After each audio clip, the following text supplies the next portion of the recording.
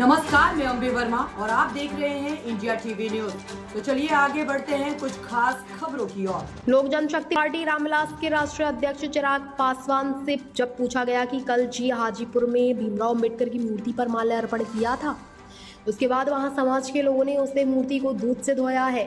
उन्होंने कहा कि इसी मानसिकता के खिलाफ हम लड़ते रहे हैं, बाबा भीमराव अंबेडकर लड़ते रहे हैं, हमारे पिताजी लड़ते रहे।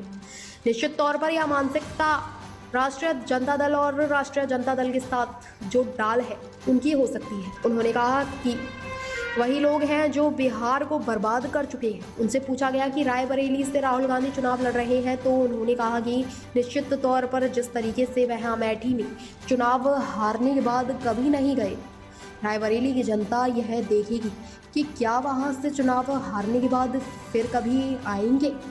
ऐसे लोगों को वहां की जनता साथ नहीं देगी और कहीं ना कहीं ऐसा लग रहा है कि उनके नाम को लेकर पार्टी में भारी विरोधाभास था। रिपोर्ट से चेयरमैन प्रशांत कुमार सिंह की। वो जो मूर्ति है उसको धोया था कल। ये सोच उसी मानसिकता को दर्शाती है जिस मानसिकता के खिलाफ हमेशा डॉक्टर बाबा साहेब भीमराव अंबेडकर ने लड़ाई लड़ने का काम किया।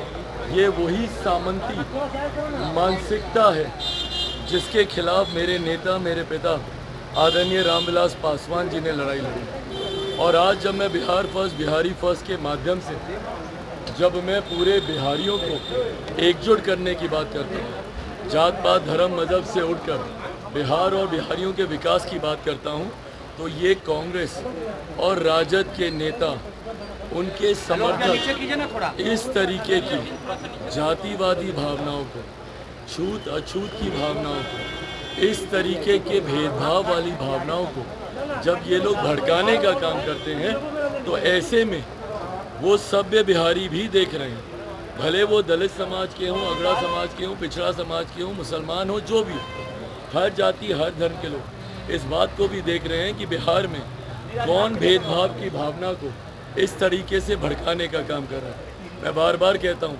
21वीं सदी का पढ़ा लिखा युवा हूँ, इन बातों से मुझे फ़र्क नहीं पड़ता, बट जो इस मानसिकता को बढ़ावा देते हैं उन्हीं लोगों ने बिहार को बर्बादी की कगार पर धकेला हुआ है। बिहार को आज तक राहुल विरोधी है। तेजस्वी यादव ने कल कहा है कि विरोधी है। रायबरेली से चुनाव लड़ने का है यार। भाई, अब ये राहुल जी की अपनी व्यक्तिगत सोच हो सकती है, बट जिस तरीके से नामांकन समाप्त होने के कुछ घंटे पहले ये फैसला लिया गया, महज 8 घंटे पहले इस तरीके का फैसला लिया गया, ये दर्शाता है कि कहीं ना कहीं कोई तो विरोधाभास पार्टी के भीतर उनके नाम को लेकर रहा होगा। बट हाँ, जिस तरीके से अमेठी हारने के बाद राहुल जी ने कभी दोबारा सालों तक अमेठी जाना ज़रूरी नहीं समझा, ऐसे में रायबरेली की जनता भी इस बात को दिमाग में रखेगी कि अगर रायबरेली से ये हारते हैं तो कम से कम ये वापस नहीं आएंगे। तो ऐसे प्रत्याशी को वहाँ की जनता चिराग जी दलित विरोधी हैं आप।